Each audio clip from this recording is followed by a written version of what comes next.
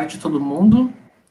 Dando início a mais um webinar do programa Inovatur. Hoje a gente vai receber o Jefferson da Hybrid Eventos e o Aloísio da Infracities para conversar um pouquinho com a gente sobre as experiências que eles já tiveram no mundo dos editais de fomento e contar um pouquinho também da história das startups. Depois a Luana vai apresentar os dois e também falar um pouquinho sobre o programa e sobre os prazos. Então, para a gente começar, aquela revisão básica do que é o Inovatur, de como se dão as fases e em que pé a gente está, só para a gente fazer esse alinhamento.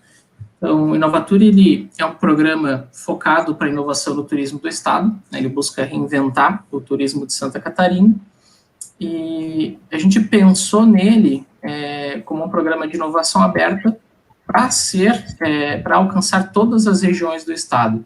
Não apenas a Serra, não apenas o litoral, mas sim todas as 13 regiões que a gente tem.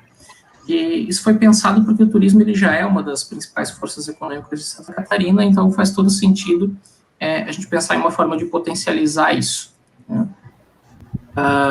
Sobre as nossas etapas, hoje nós temos mais um dos eventos de ativação, que fazem parte da primeira etapa do Inovatur, então todas as terças e quintas às 17h30, a gente recebe alguém para falar sobre desafios ou para fazer alguma troca de experiência.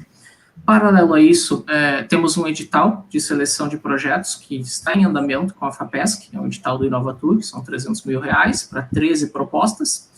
As inscrições vão até essa sexta-feira, às 18 horas, é bem importante frisar que é até às 18 horas. Terceira etapa, a gente vai ter um pitch day, então quando nós tivermos os 13 projetos, os 13 contemplados, nós vamos reunir esses 13 projetos para que eles façam uma apresentação e até para que a gente comece a conhecer um pouco melhor, né, essas soluções inovadoras. E em um quarto momento, quando for possível, né, quando a pandemia nos permitir ali, após março, a gente vai realizar uma rodada de negócio presencial, reunindo possíveis clientes para essas startups e também possíveis investidores. Então, vai ter um momento de apresentação e um momento de bastante troca e networking. O Inovatur está sendo executado em parceria, né, com a FAPESC, com o governo do estado através da Santur, e temos também o apoio da Univale e da Agência Insana, além da Gestalt. Quem quiser mais informações, no site do programa, que é o santur.sc.gov.br/Inovatur, estão disponíveis os links para as inscrições, o link para o edital e a agenda completa com todos os eventos. Então, os eventos anteriores também ficam gravados, a gente já teve vários webinars bem legais. E quem tiver alguma dúvida ou quiser entrar em contato, os meus e-mails e o e-mail da Luana estão disponíveis para qualquer pessoa. Lu, está contigo. Valeu, Thiago, muito obrigada. Então, pessoal, estamos mais num webinar aqui do programa Inovatur. Como o Thiago ressaltou, estamos aí na reta final da última semana para a submissão das propostas inovadoras aí para o setor turístico, né? Elas se encerram, então, na sexta-feira, então, às 18 horas, né? É importante a gente sempre ressaltar isso, e estamos ansiosos para ver e conhecer quais são essas propostas, né? Quero também reforçar para vocês o nosso webinar de quinta-feira, dia 26, às 5h30. A gente vai fazer, né, a conversa com o trade turístico, dos setores de eventos e transportadoras aéreas. Então, contaremos com a participação do Marco Aurélio Floriani, do Santa Catarina Convention Visitors Bureau, e do Ricardo Guess, que é o CEO dos aeroportos da Floripa Airport, de Vitória e de Macaé, do grupo Zurich, né, Airport. Então, seria isso a nossa agenda da semana. A partir da semana que vem, a gente já entra numa nova agenda para dezembro. A gente está dando o fechamento final. Até quinta-feira a gente anuncia para vocês qual vai ser esse novo formato. E continuamos ainda contando com a participação de todos, né? Porque o nosso programa ele vai até março, né? Onde a gente aí vai ter a apresentação dessas 13 propostas e faremos também a rodada de negócios. Já estamos planejando a segunda fase do programa a partir de março também, e aí já pensando numa parceria com a SDE e a própria FAPESC, a gente está explorando os centros de inovação que eles têm no estado e estão inaugurando até final do ano, né? Então, quem sabe a gente consegue construir verticais de negócio junto com eles, específica para o turismo, né? E aí está desenvolvendo o setor turístico ainda mais na parte de inovação em todas as regiões do estado. Então, sem mais delongas, quero já agradecer, né, Jefferson e Aloísio, os nossos convidados de hoje. Vou apresentar eles para a gente começar aí o nosso bate-bola e conversa de experiências, trocas de experiências. São 2 participantes do programa Centelha, da FAPESC. Então, eu já agradeço a participação de vocês, Aloísio e Jefferson. Oi. Obrigado você, Luana, pelo convite. Uma honra para mim estar aqui podendo compartilhar um pouquinho da nossa experiência aí ao longo de algumas participações editais. Obrigado, Luana. Obrigado, Thiago, Jefferson.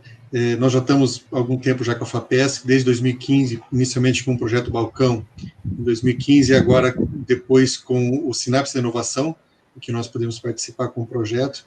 E está sendo um prazer muito grande estar aqui conversando e podendo passar essa experiência ao longo desses anos e de outros editais também que nós participamos, não só na FAPESC, mas em outras instituições. Obrigado. Ótimo, obrigada, Luiz. Bom, já quero antecipar que a gente tem 2 convidados com bastante experiência aí, que eles vão poder passar bastante informações, né, de atuação em questão de participação até de fomentos de editais junto ao governo e outros editais. Então, a gente tem o Aloísio Pereira da Silva, que é engenheiro civil pela Universidade Estadual de Maringá, tem MBA em administração pela Universidade Estadual do Oeste do Paraná, é mestre em construção civil pela Universidade Federal do Paraná e doutor em engenharia civil pela Universidade Federal de Santa Catarina. E pesquisador visitante no Texas A&M Transportation Institute, nos Estados Unidos, é fundador e CEO da InfraCities, Infraestrutura e Mobilidade Sustentável, e criador do sistema InfraCities. Atua desde 1997 na área de infraestrutura, com ênfase em engenharia de serviços públicos, nas fases de projeto, construção e supervisão, bem como em atividades de pesquisa e ensino.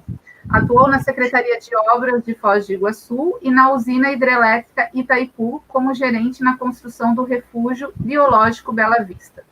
Atuou também como diretor de engenharia na Companhia de Habitação de Foz do Iguaçu, a COA-Foz, e no Centro Universitário UDC como professor e orientador nos cursos de Engenharia Civil e Arquitetura e Urbanismo e na pós-graduação em Gestão de Cidades.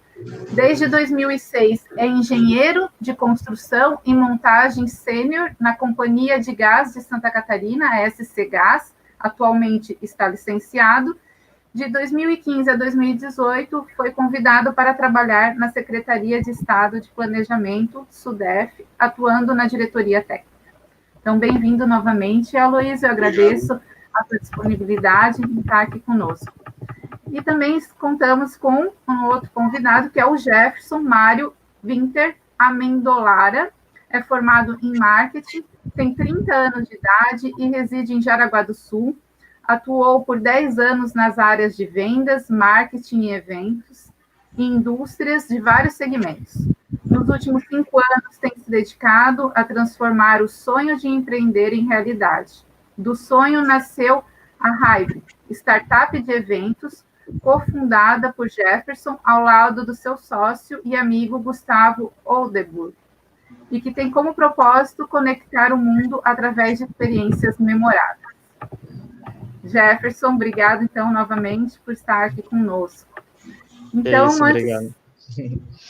antes de mais nada, eu acho que a gente caberia contextualizar um pouco de como surgiu a ideia e o processo, né, de criação da startup de vocês, né? Como é que se deu isso, Aloísio, se tu quiseres iniciar? Bom, inicialmente o processo ele nasceu da minha atividade profissional. Eu sou engenheiro de construção, eu sou engenheiro civil, trabalho na área de infraestrutura desde 97, então já faz algum tempinho, e pela dificuldade que a gente vê, principalmente na questão das questões de infraestrutura, né? E isso, rede de água, rede de energia, agora rede de gás, né? E a gente vê que isso acontece muitas vezes de uma maneira segregada, assim, de forma totalmente desconexa. Então, isso gera uma série de problemas com relação a custo, com relação à obra. E aí, nesse estudo dessas infraestruturas, entrou a questão urbana, porque, na verdade, entra o meio ambiente, entra a cidade onde nós moramos, e aí entrou questões ambientais, como questões de qualidade de vida, como questões de acessibilidade, calçada, e então foi a fusão de todas essas ideias, justamente ela entrou, inicialmente não foi uma ideia focada no que é hoje, na verdade, são 13 anos de trabalho, então, iniciou em 2007, então é um processo que vem tendo um crescimento já há bastante tempo. Iniciou inicialmente com a questão de redes, pensando em resolver problemas técnicos, mas é que ela foi migrando, ela foi crescendo e foi evoluindo. Inicialmente era infravias e justamente migrou, evoluiu para infracities, que é justamente pensar a cidade de uma maneira mais ampla, de uma maneira mais completa, pensando em questão de planejamento urbano, pensando em questão de redes de infraestrutura, porque tem uma questão bastante interessante, Luana, a questão de quem paga a conta. Então, nós queremos uma cidade gostosa, nós queremos uma cidade harmônica, mas aí entra a questão como nós conseguimos recursos para isso. E, justamente, a proposta ela vem em dar uma resposta para isso. Eu poder transformar as minhas calçadas em locais adequados, em locais com acessibilidade, em que eu tenha possibilidade, todo mundo quando pensa em calçada, pensa em turismo, pensa em Barcelona, por exemplo, que é ícone da questão do urbanismo, já pensa nas Ramblas, né, toda aquela calçada linda, gostosa, mas tem toda uma engenharia por trás daquilo. Então, justamente, o processo ele vem dar essa condição, principalmente econômica, não só técnica, mas econômica, de você poder fundir questões relacionadas à infraestrutura das concessionárias, os custos, reduzindo os custos das concessionárias, oportunizando trazer essas redes para a calçada e construindo ali um ambiente integrado entre infraestrutura e acessibilidade, qualidade de vida. Então, você tem oportunidade de reduzir os custos das redes através de uma gestão integrada, debaixo da calçada. Automaticamente você cria um ambiente também adequado para as pessoas, para os pedestres, através de uma calçada acessível. Esse é o conceito básico do InfraCities, justamente combinar planejamento urbano com questão de infraestrutura, que hoje, infelizmente, eles são segregados, eles não se conversam, né? Então, essa é a nossa proposta. Ótimo, ótimo. Daqui a pouco a gente entra, então, na parte do turismo em si, como é que você está tratando isso, né? E, Jefferson, como é que a sua ideia foi, o seu processo, como é que deu o seu processo de criação da sua startup? Vamos lá. Parecido com a história do Aloysio, né? Acho que a maioria dos empreendedores, principalmente quem é de startup, é praticamente impossível encontrar alguém que está com a empresa hoje do modo que começou, né? Se está igual é porque tem algo errado, né? Então, tudo começou, na verdade, lá em 2016, né? Estava comentando antes aqui da transmissão com a Luísa, com a Lona e com o Thiago, que pouco antes da Hybrid, né? Eu tinha empreendido com a Piuí, que foi minha primeira startup voltado para Smart Mobility, né, vinha para resolver o problema do trem cruzando a cidade, atrapalhando o trânsito e tudo mais, então tá um pouco conectado aí com o propósito da InfraCities, né, e logo depois disso, né, a Piuí, ela surgiu durante um Startup Weekend, né, a gente sempre foi apaixonado por Startup Weekend, tem uma história muito forte por trás do nosso negócio, né, e hoje a gente, inclusive, organiza aqui em Jaraguá do Sul e região.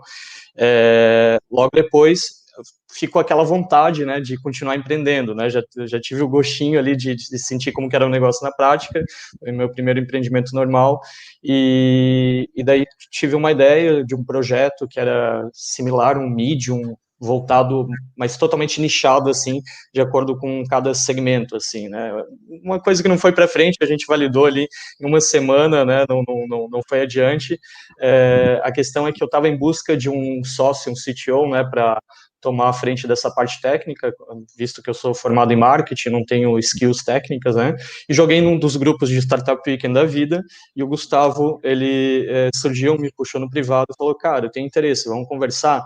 Daí a gente validou essa ideia inicial, né, que não foi acabando indo para frente, e depois de um tempo, ele veio com a ideia do que seria o embrião do que é a Hybrid hoje, né, que antes era Voo, Eventos e Descontos, que nasceu como um aplicativo de geolocalização de festas e eventos, né? Isso surgiu principalmente por conta de uma necessidade, de uma dor que a gente identificou, né? A gente sempre foi apaixonado por eventos, eu acredito de coração, assim, que um evento é a melhor oportunidade que você tem de evoluir enquanto ser humano, porque você aprende, você compartilha conhecimento, você conhece novas pessoas, você dá o give back, né, como a gente está fazendo aqui hoje. Então, a gente sempre teve essa paixão por eventos, eu sempre organizei alguns eventos também, festas, principalmente, no meu tempo de indústria, convenções de vendas, feiras, workshops, né, porém nunca...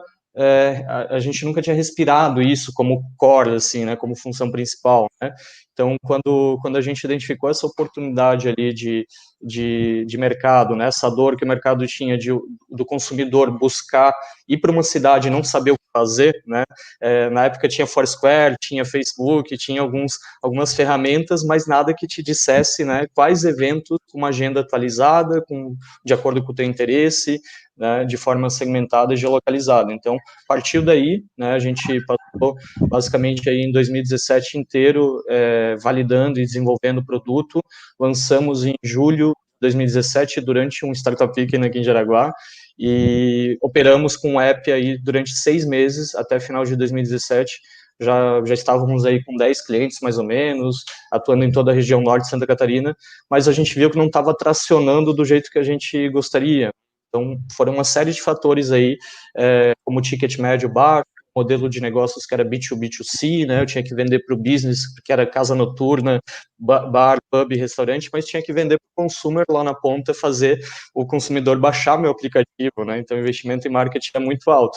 E pode-se dizer que a gente não começou no local ideal para quem começa com vida noturna, né? Jaraguá do Sul é uma cidade de 180 mil habitantes, não tem uma vida noturna tão movimentada. Então, por esses 3 principais motivos, e também por conta do RD Summit, que eu tive a oportunidade de participar em 2017, a gente resolveu pivotar. Foi onde a gente identificou durante o Summit, né, em algumas conversas, uma oportunidade nessa área de planejamento e gestão de eventos corporativos, principalmente. Então, a gente pivotou para isso, né, lá em 2018, e passamos 2018 e 2019 validando com o mercado e desenvolvendo uma solução realmente assertiva, voltado para essa parte de planejamento e gestão de eventos corporativos, né. A gente identificou que, na época, ainda hoje, né, se utiliza muitas planilhas para você organizar um evento, uma planilha para orçamentos, outro para o financeiro, outro para o marketing, fora as trocentas ferramentas, né, Trello, Slack, WhatsApp, RD Station e por aí vai. Então, o que a gente fez foi centralizar toda essa operação do back-office, né, em uma única plataforma, integrando as áreas ali, diferentes áreas do evento, facilitando a vida do organizador e do produtor, para dar mais tempo para ele fazer o que realmente importa, que é se focar na experiência do participante, né? Então, esse é o capítulo aí de 2 anos da nossa história de Voo Gestão de Eventos Eficiente, né? A gente passou de eventos e descontos para Voo Gestão de Eventos Eficiente. Em janeiro desse ano, a gente começou a operar comercialmente, né? Depois de 2 anos aí desenvolvendo e validando. Fechamos no dia 3 de janeiro desse ano nosso primeiro contrato com a OLX, né, então pensamos assim, nossa, 2020 vai ser o ano, né, no primeiro dia já fechamos com a OLX, até chegar março e vir a pandemia, e daí vocês já sabem essa história, né. O mercado de eventos, como todos sabem, um dos mais afetados aí, graças assim a gente sempre ter participado de editais, programas como Sinapse da Inovação, como o ACE, Google Launchpad, mais recentemente Startup PC também. A gente está agora, sábado tem o último workshop do Startup PC. A gente conseguiu pivotar do jeito certo, né? A gente fez uma leitura de mercado para entender como os grandes players estavam se comportando lá fora, como o mercado consumidor também estava se comportando lá fora, e trouxe isso para validar aqui no Brasil, né? Foi onde a gente identificou gaps ali, principalmente nesse novo nicho que estava começando a ser criado, basicamente, né? Sempre existiu, mas se intensificou agora durante a pandemia, esse nicho de eventos online e híbridos, né? Então, aí a gente identificou que, apesar de ter várias opções no mercado já, aparentava ser um mar vermelho, né, um mercado já muito disputado, ninguém estava satisfeito com as plataformas para eventos online que estavam disponíveis, né. Então, a partir daí, a gente começou a nossa estratégia terceira ou quarta pivotagem, já estou perdendo as contas, e se tornou Hybrid, né. Então, Hybrid era para ser o nome do produto, teve uma aceitação muito boa do mercado, agora o nome fantasia da empresa também se chama Hybrid, né. Voo ficou só na tatuagem aqui na pele, e também na razão social que vai entrar na próxima alteração contratual.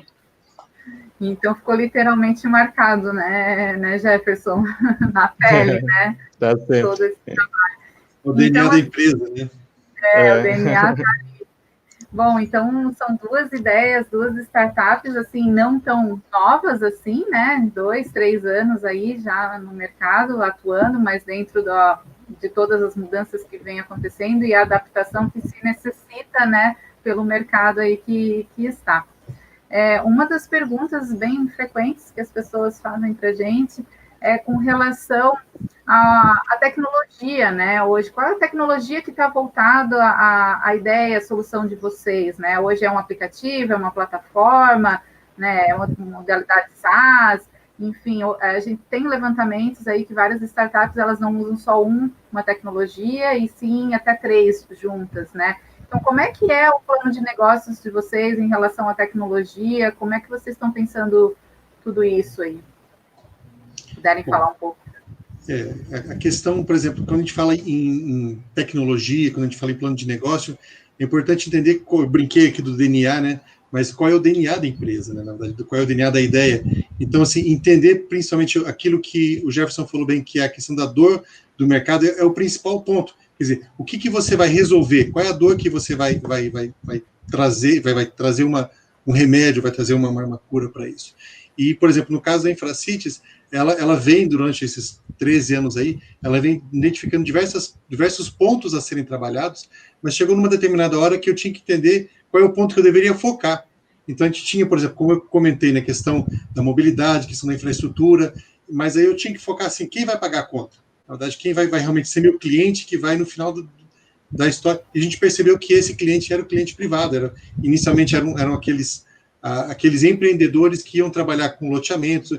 Então, nós decidimos por um plano de negócio trabalhar inicialmente com o privado, atuamos já junto com projetos públicos, só que a revitalização das cidades é um processo muito moroso, lento, que demanda como o processo nosso e como a tecnologia que a gente vem trabalhar é uma tecnologia, uma inovação disruptiva, quer dizer, nós estamos propondo justamente fazer uma revitalização das cidades, uma mudança na questão da infraestrutura, ligando com mobilidade, ligando com questão de planejamento urbano, e isso é muito disruptivo na questão do que é hoje, as concessionárias, como elas operam de maneira separada.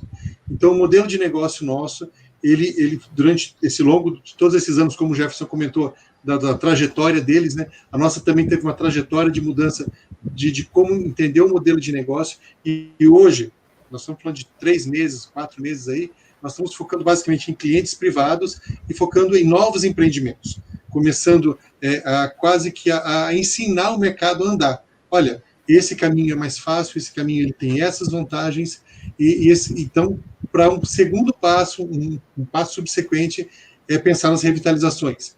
Então, as revitalizações, nós esperamos que elas ocorram. Nós comentamos inicialmente, né, Lona, na questão do Centro Sapiens aqui, toda a questão de Florianópolis, uma oportunidade de revitalizar esse centro, trazer benefício, melhoria na questão tanto da infraestrutura quanto na questão da mobilidade e acessibilidade. Mas a gente tem um foco basicamente na questão do produto em si, que agora é a infraestrutura, né? Então, hoje a gente oferece não só a questão da infraestrutura no projeto, que inicialmente foi a questão da consultoria, e nós migramos para uma chamada calçada pronta. O conceito da calçada pronta é entregar para o cliente já o processo pronto, projeto, a parte dos materiais e o material pronto para quê? Para que ele tenha facilidade, principalmente na execução, né? Então, esse é um modelo que a gente trabalha no modelo de negócio, focado assim, se você falar assim, no que ele está sentado, ele, na verdade, é um mix. A gente trabalha com projeto, acaba trabalhando com material, acaba trabalhando com assistência técnica, com serviço, tudo isso para atender o cliente. Ele é bastante complexo, a gente tem uma gama de parceiros que trabalham nesse sentido, e a gente trabalha basicamente como um centralizador de todas essas ações. Ótimo, Luiz, muito bacana aí, e muito remete à questão das smart cities, de destinos turísticos inteligentes. Assim, só fazendo um gancho aqui com relação a isso, a gente está tendo a oportunidade de trabalhar junto à norma também de Smart Cities, a BNT ISO, né, são normas nacionais e internacionais, eu faço parte do grupo da construção dessas normas, E uma coisa que tem sido de uma forma com muita propriedade, é tirar o foco da questão da tecnologia. Então, quando se fala em Smart Cities, muita gente se autodenomina ou se autoproclama uma Smart City ou um bairro inteligente pela questão do uso intensivo de tecnologia. Eu tenho Wi-Fi, eu tenho sistema de monitoramento. Poxa, mas isso é a ponta. Na verdade, para que esse nosso diálogo aconteça, eu tenho que ter uma base sólida embaixo. Nós tivemos um evento climático aí em Santa Catarina, aí, um furacão bomba aí, que devastou nossa infraestrutura. Nós ficamos aí alguns dias muito do estado ficou sem eletricidade e comunicação. Então, se eu tenho a questão do foco apenas nos aplicativos, eu esqueço da base, que é justamente que vai dar o quê? Sustentabilidade para essas Smart Cities. Então, essa questão de você ter uma questão de sustentabilidade, você tem questão de questões de natureza, por exemplo, de ecologia, quer dizer, materiais. Então, tudo isso está relacionado à Smart City. Você tem uma cidade eficiente voltada para as pessoas. E esse é o foco que a gente tem trabalhado e tem tido assim, um retorno muito positivo. Isso está sendo bem interessante. Eu acho que não só como o Aloysio comentou, não só em Smart Cities, né, mas acho que qualquer negócio tem que tirar muito foco da tecnologia no começo, principalmente, né? Não adianta você se preocupar com tecnologia quando você está começando o negócio, né? No mínimo 70%, 80% do teu tempo tem que ser dedicado para validação, né? Você tem que entender na raiz do problema, a dor do teu cliente, né? A necessidade do mercado, para depois pensar em transformar isso numa solução, né? No formato mais lean possível, né? A gente chama de MVP, né? O produto mínimo viável, a forma mais lean possível, mais enxuta possível de transformar aquilo numa solução, para depois daí de validar o MVP, entender se aquela solução realmente funciona, daí você sim começar a se preocupar com tecnologia, né? Muita gente assim vem falar comigo, né, pede indicação de empresas que desenvolvem app, né, ou pergunta se a Hybrid não faz app e tal.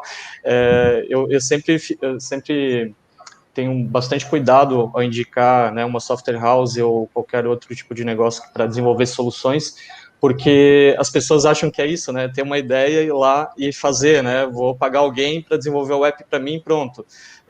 Só que, cara, eu posso, se eu for, como que eu posso dizer, se eu for descuidado, né, ao ponto de simplesmente passar um contato para a pessoa ir lá, eu estou jogando, às vezes, economias de vidas inteiras, né, fora do cara, sendo, né, que é um erro que poderia ser evitado. Então, isso é uma coisa que eu sempre falo, assim, né, para quem está começando, investe, assim, ó, boa parte, quase todo o teu tempo, pelo menos aí, em validação de problema, né, entendendo a raiz do que está acontecendo, porque não existe fórmula mágica, né, Aloysio? Não existe uma receita, né, de sucesso pronta, você vai seguir a metodologia que está no Startup Week, né, o que o Eric Ries ensina, né, ou que fulano, que ciclano, não existe.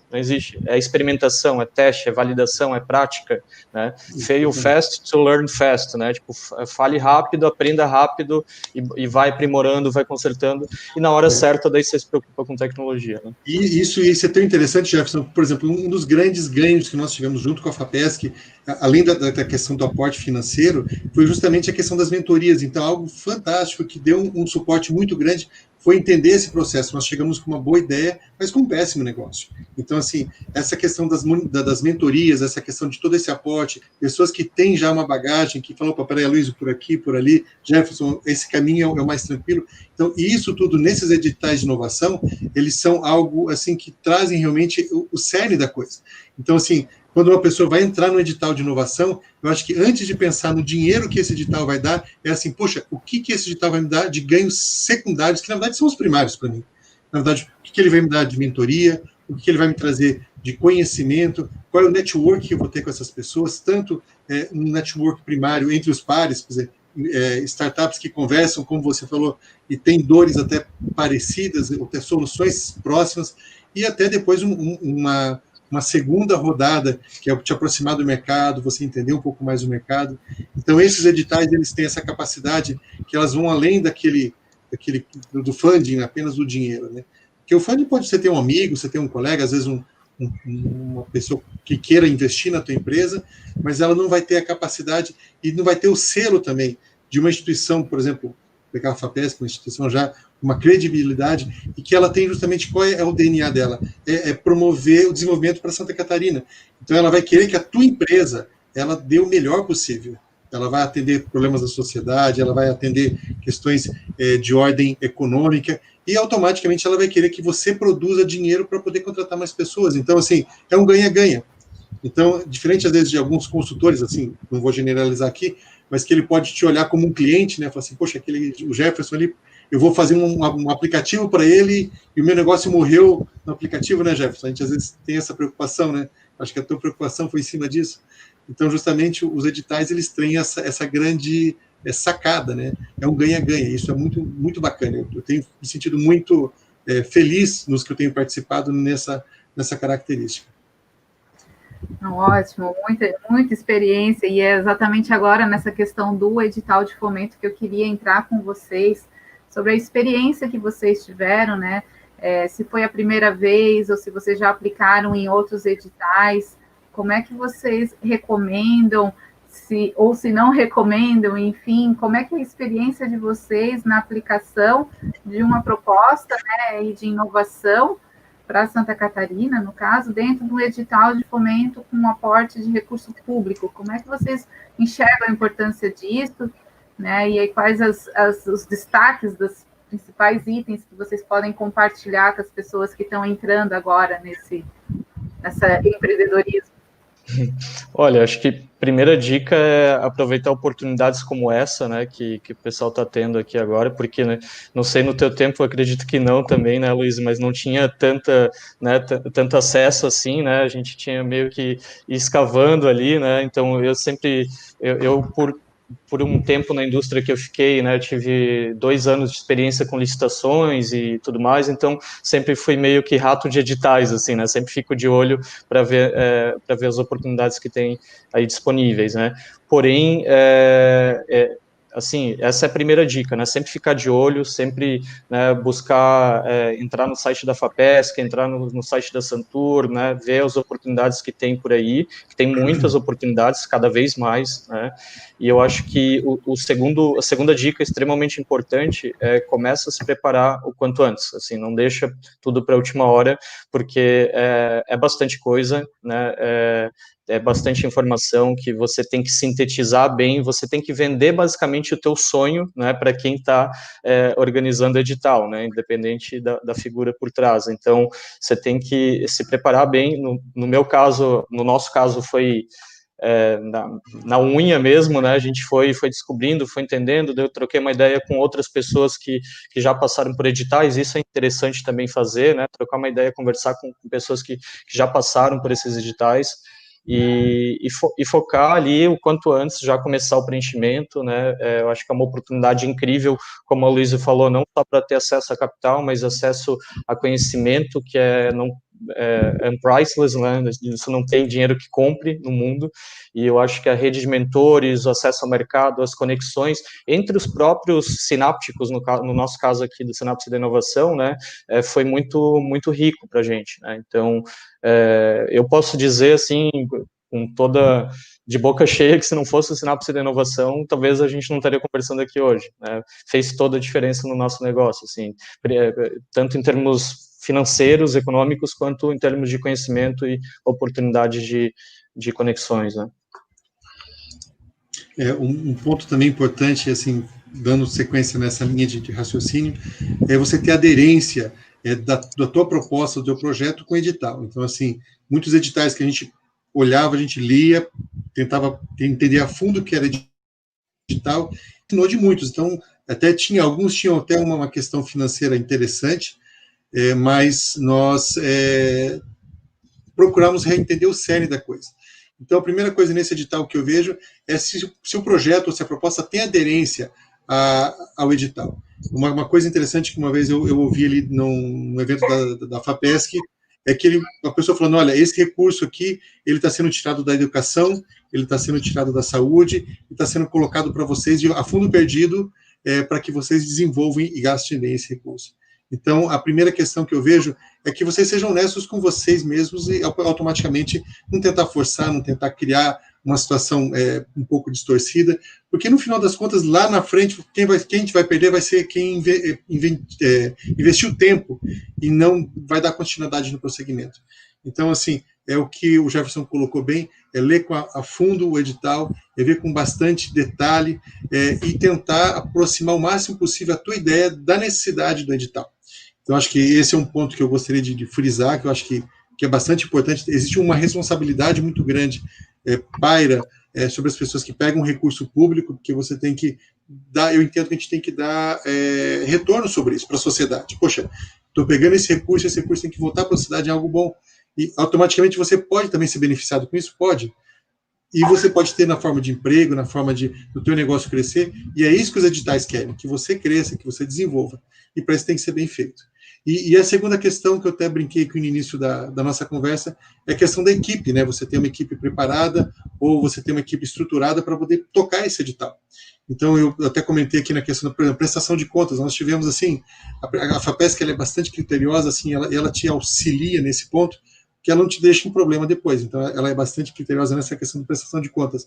Então, ter alguém, por exemplo, para estar cuidando disso, para estar desenvolvendo a questão contábil dessa situação. Então, é sempre bom você ter uma equipe preparada, não entrar sozinho no edital desse, isso vai te dar um pouco de cansaço, de dor de cabeça. Então, você ter uma equipe preparada para isso vai resolver bastante e vai te poupar uma série de dor de cabeça, principalmente no futuro, na hora que você tiver que desdobrar isso. Porque na hora que você começar a tracionar, você não vai ter tempo para nada.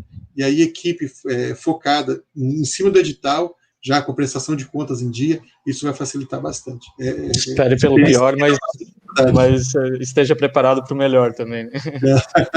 Eu até queria aproveitar o gancho da questão da equipe, que também é uma das perguntas que sempre vem para a gente com frequência, né? Se existe uma equipe perfeita para se montar uma startup, né? Independente do ramo dela, porque as pessoas ficam, será que é um administrador? Será que é alguém de tecnologia, de programador? Enfim, o que vocês podem comentar nesse sentido pela experiência de vocês? Não existe uma equipe perfeita, com formação X ou Y, ou sim que é um composto de skills que as pessoas precisam ter, enfim. Jefferson. Então, equipe perfeita, acho que não existe nem na Apple, nem na Microsoft, nem nas Big Techs, né? Acho que a partir do momento que você pensar que a equipe está perfeita, acho que tem algo errado, porque a gente sempre tem algo a desenvolver, a melhorar, né? Mas muito se fala, né, quando você está começando uma startup, principalmente, de você ter sócios, founders com skills complementares, tanto hard skills quanto soft skills, né? Então, no nosso caso, a gente começou o nosso negócio comigo, formado em marketing, o Gustavo, engenheiro de software, né? Então, são hard skills bem diferentes, porém, o principal, assim, a dica principal que eu tenho para dar não se preocupa tanto assim com a formação ou com né, tipo, ser 2 desenvolvedores, por exemplo. Não tem problema nenhum fundar uma startup com 2 programadores no time, sem ninguém de marketing ou sem ninguém de administração. Você vai penar um pouquinho mais para dar os próximos passos ali nessas áreas? Vai. Mas o principal, assim, é o complemento das soft skills, né, o complemento comportamental dos sócios. Acho que isso assim, é o principal, porque quanto engenheiro CEO tem por aí, né, quantos desenvolvedores, né, estão atuando como, no caso da Exact Sales, por exemplo, né, o CTO Felipe Roman, a gente teve uma mentoria com ele por causa do Synapse, o cara é extremamente comercial, poderia ser head de vendas lá da Exact, tranquilamente. Então, é importante ter hard skills e soft skills complementares, né, mas se você não tem alguém, não tem acesso a alguém, né, com hard skills complementares, foca principalmente no comportamento, nas soft skills, né, como que aquele sócio, como que aquele founder, né, teu futuro marido ou esposa, basicamente, porque tu casa, né, com sócio, né, tu passa mais tempo com sócio do que com a mulher, né, e então tem que pensar nisso, né, vai ser um casamento, literalmente, você tem que se dar muito bem com ele, você tem que ter a visão alinhada, né, você tem que entender como os dois se complementam. No caso, eu e o Gustavo, por exemplo, a gente é totalmente diferente um do outro, né? O Gustavo é mais analista, mais focado, mais na dele, introspectivo. Eu já sou totalmente o oposto, né? Então, busquem sempre perfis complementares. Essa acho que é a principal dica que eu tenho para dar. Jefferson, vocês são em 2? Cofundadores, sim. Daí a gente tem mais um sócio investidor, né? E na equipe total estamos em 6 full-time e um part-time. E a Luísa, como é que é teu time aí? Então, é um pouco diferente no caso do Jefferson, porque na verdade ela não nasceu como... que muitas startups nascem nessa nova pegada da startup, né? Na verdade ela nasceu de uma proposta técnica, na verdade foi quase não vou dizer um acidente, mas uma questão orgânica, né? Que surgiu. Então ela focada eu sou CEO e founder, e depois foi agregando novos parceiros, mas não na questão de sócios, eles são parceiros técnicos, desenvolvedores, na questão de vesting. O que seria um vesting? Alguns trabalham num percentual de ganho em virtude dos rendimentos.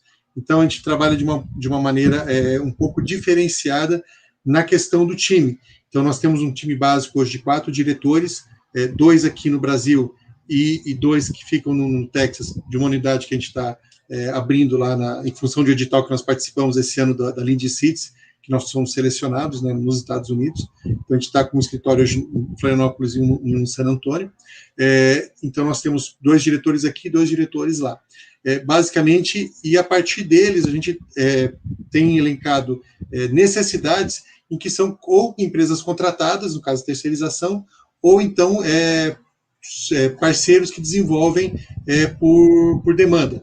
Então, essa mais ou menos é a estrutura, porque ela é um pouco diferente, por exemplo, a nossa estrutura e a do estudo do Jefferson, ela é um pouco diferente na questão dos objetivos.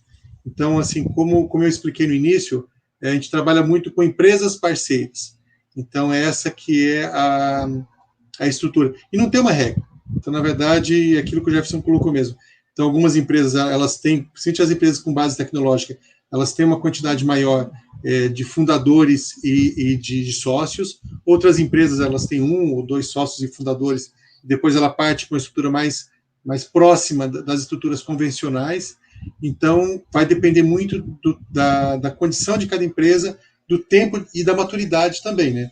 Vai chegar um ponto que a nossa empresa também vai ter que escolher da forma como ela vai crescer, como ela vai atuar, e em cima dessa situação.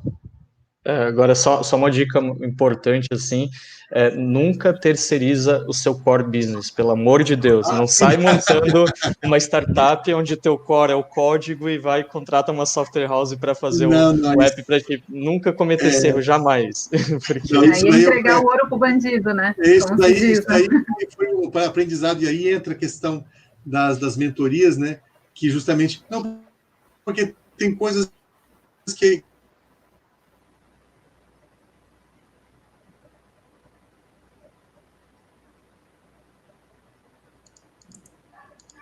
Eu acho que travou do Aloysio.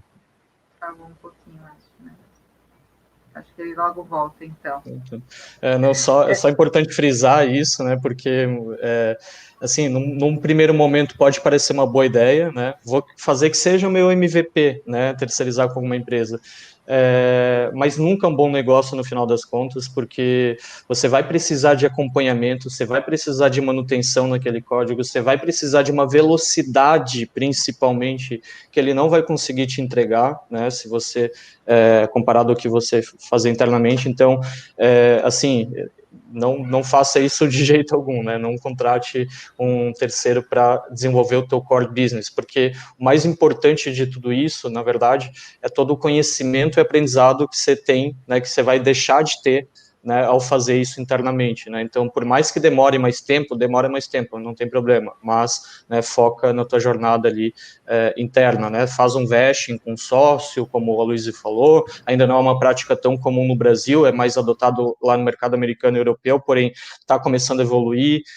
Vai em workshops, né, nem que seja de penetra, vai lá no workshop do Synapse, conhece o pessoal, né, vai em Startup Weekend, enfim, fóruns, sabe, sempre tem boa gente aí disponível para poder fazer acontecer, né? E acho que dessa tua dica de não terceirizar o core business surge uma outra dica que eu acho que é é quase como o conselho inverso, né? Que é não ter medo de delegar o que não é o teu core business, né? Porque às vezes uma coisa que eu vejo que acontece muito com startups e com outras empresas é querer centralizar tudo em si. Às vezes a tua startup é uma startup de eventos, mas tu quer fazer tudo sozinho. A contabilidade tu faz, tu vai estudar para fazer isso. Cara, não precisa, porque aí tu acaba tendo problemas justamente de conseguir. Acho que a Luiz está voltando ali. É engraçado, né? Pode parecer tudo, meio né? contraditório falar isso, mas a gente demorou um pouquinho para ter esse aprendizado aí de terceirizar o máximo possível, né? Isso foi depois de 2 anos aí, dos 4 que a gente está com a empresa, que a gente começou a perceber mais isso, assim, né? Conforme vinham mais demandas, poxa, mas né, eu tenho que ficar cada vez menos operacional, né? Eu tenho que delegar, terceirizar o máximo que der. Hoje já é um mindset totalmente oposto, né? O que dá para terceirizar, que não é core, a gente terceiriza, né? Porque Pessoal, você tem que sempre fazer mais com menos. Tá, desculpa aí, caiu de algum problema aqui na rede de infraestrutura nossa aqui de comunicação, aquele que a gente tinha citado. Olha como é importante. A minha sorte é ter um celular na mão e poder ter um plano B para poder falar, mas infelizmente a rede de infraestrutura aqui, ela foi comprometida. Só finalizando aqui com relação, Jefferson, à terceirização que a gente estava falando, né? Porque tem algumas coisas que aquilo que você falou, nós justamente decidimos verticalizar o nosso modelo de negócio. Eu até conversei no início, de consultoria ou de justamente colocar. Então, nós entregamos o produto pronto hoje, que é desde a questão do projeto, você desenvolve o projeto, desenvolve todos os materiais e entrega a calçada pronta para a pessoa. Então, o que acontece? Nós verticalizamos o nosso processo, nós temos toda a demanda sob a nossa gestão, mas, por exemplo, uma pessoa que vai fazer uma pavimentação, uma calçada de paver, que é qualquer pessoa que faz essa calçada de paver. Então, essa pessoa é um terceirizado. Uma empresa que vai fazer uma escavação, por exemplo, tem uma retroescavadeira. Essa pessoa, eu não preciso ter uma retroescavadeira, essa pessoa vai ser uma contratada. Então, contabilidade, marketing. Então, você tem uma série de N ações que não faz parte da tua estrutura básica, que ela pode ser terceirizada, gerando uma série de benefícios, agilidade, porque o foco é a qualidade no cliente. Então, isso gera benefício. E aquilo que você falou, o modelo de negócio tem que estar bem claro, tem que estar bem específico, para saber o que é o teu produto, o que você vai proteger ele, né? E com isso consegue-se entender o que eu posso terceirizar e o que eu não posso terceirizar. Então, essa que é uma questão bastante difícil até de entender. Nós demoramos aí 2 anos para entender isso. Para saber realmente o que é. Não, quando você caiu, eu falei a mesma coisa que o Thiago. Foi 2 anos também para a gente entender, né, tipo, a importância de delegar, terceirizar o máximo possível tudo que não é core, né? Só que foram necessários 2 anos para entender o que era core e o que não era também, né? Então tem esse outro lado, assim, né? Não existe uma regra mágica, porque na verdade o que acontece que como o mundo é muito mutável, as mudanças são sempre, então dali a pouco aquilo que é importante hoje já não é importante amanhã, você consegue mexer, então isso vai depender caso a caso, né? Mas o importante é isso, eu acho que assim, o que a gente traz de todos esses editais, Luana e Jefferson, e até Thiago, e o aprendizado que a gente vem vindo, é que essas mentorias, esse processo todo, nesses editais, são praticamente assim, é o que traz recurso, é o que vale a pena. Então, assim, absorver o máximo possível essas informações, trazer experiência de pessoas que já passaram por isso, é algo, assim, que tem um preço, um valor muito grande. Então, os editais, eles têm E a questão da chancela também, né? A partir do momento que você está participando de um projeto, vamos supor, como, por exemplo, a FAPESC, que tem um selo, que tem uma credibilidade, isso automaticamente dá à tua startup respeito, ela dá credibilidade. E isso justamente, que alguém, assim, um terceiro, ele vai auditar e vai te dar essa questão de confiabilidade. Isso ajuda bastante também. Uma validação, já um selo de qualidade, né? para investidor, para mercado, para clientes, enfim, para todo mundo, né? Quando você chega, por exemplo, para se candidatar a uma aceleração ou começa a conversar com um fundo, por exemplo, né? E eles veem que você já passou por um programa como Synapse ou outros programas que a gente já passou também, Startup PC agora também, dá uma diferença, né? Ele te olha com outros olhos, né? Porque, poxa, se você passou por lá, o investidor sabe, o mercado sabe da dificuldade que, né, da concorrência que né, para entrar num projeto como esse. Nosso caso ali foram 1.800 projetos inscritos, a gente foi uma das 100 vencedoras no Synapse, né? Então, é um funil bem grande. Bem grande, né, até chegar lá. Isso em todos os programas, né? Então, aproveitem ao máximo, assim, né? Se dediquem com afinco para entender o negócio antes, né? Mas não se preocupem. Também tem um outro lado, né? Muita gente acha, não vou participar porque não é para mim, eu tenho medo, esse negócio eu não sei como fazer, sei lá. Não, pessoal, mete a cara, vai lá e faz, não tem problema errar, ninguém vai te julgar, você não vai ser penalizado, não vai vir uma multa nem nada, né? Então, não custa tentar, né? Não custa você ir lá entender, né? Pegar a prática, porque pouco a pouco você vai melhorando, né? O Startup PC, a gente entrou na quarta tentativa, no quarto ano, depois de 3 anos tentando entrar, a gente entrou esse ano. Então, é isso, né? Não, legal, isso que vale a pena ouvir, né, para não desistir, assim, 4 vezes tentando, e daí que conseguiu. Bacana, bacana.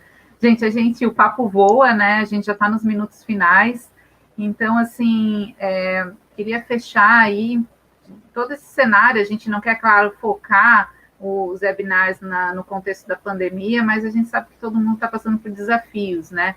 E aí, o que vocês conseguem colocar aí na experiência de vocês, o que vocês vêm enfrentando, e também como uma mensagem para passar para as pessoas que estão empreendendo, marinheiros de primeira viagem no setor do turismo, né? Ou, enfim, aqui que a gente está focando nisso, né? O que vocês podem relatar nesses minutos finais? Bom, a questão da pandemia, eu vejo que isso trouxe à tona a questão da qualidade de vida, então isso é interessante entender. Não é hoje, é sempre aquilo que a gente vem discutindo com relação a uma cidade turística, uma cidade que se vive bem, então automaticamente as pessoas vão para esse local. E então outra coisa também é a questão como o Jefferson bem colocou, da resiliência. Então não é da primeira vez, não é da segunda, pode ser da primeira, pode ser da segunda, mas é ter foco, é entender bem isso e ser persistente.